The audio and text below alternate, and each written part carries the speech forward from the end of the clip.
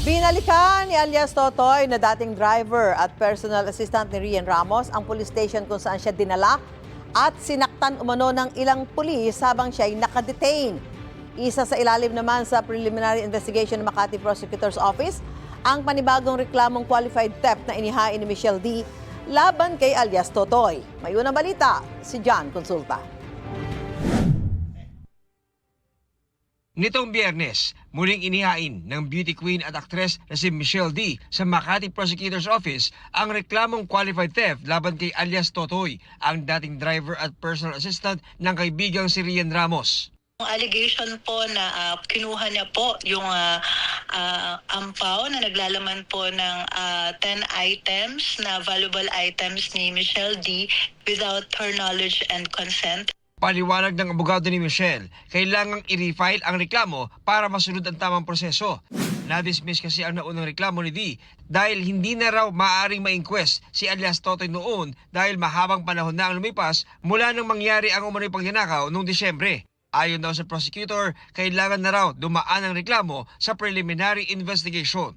Naging issue lang po doon sa resolution ng Office of the City Prosecutor noong January 19 inquest investigation is whether or not subject po ba for inquest yung kaso.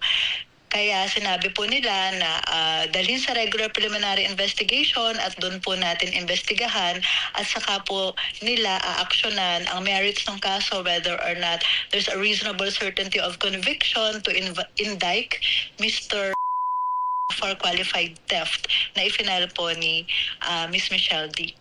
Kalakip ng reklamo ang litrato ng umano'y kinuha ni alias Totoy nang walang pahintulot ang ampaw na may lamang mga valuables daw ni D.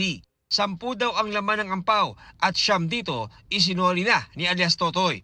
Pero may isa pang nawawala na nauna na niyang sinabi na wala raw ito sa kanya. Kasama ang NBI, binalikan ni alias Totoy ang Makati Police Station kung saan siya dinala matapos ireklamo doon ni D.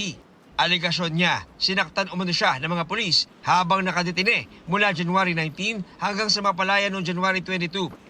Ipinakita ni alias Totoy kung saan siya idinaan at ang kwarto na pinangyarihan ng umano'y pananakit. Nangako si Makati Chief of Police, Police Colonel Pedro Alagano ng full transparency at cooperation sa investigating team. Binigyan din ng Makati Police ang NBI ng kopya ng CCTV habang andun si alias Totoy. Ito ang unang balita. John Consulta para sa GMA Integrated News. Gusto mo bang mauna sa mga balita? Mag-subscribe na sa GMA Integrated News sa YouTube at tumutok sa unang balita.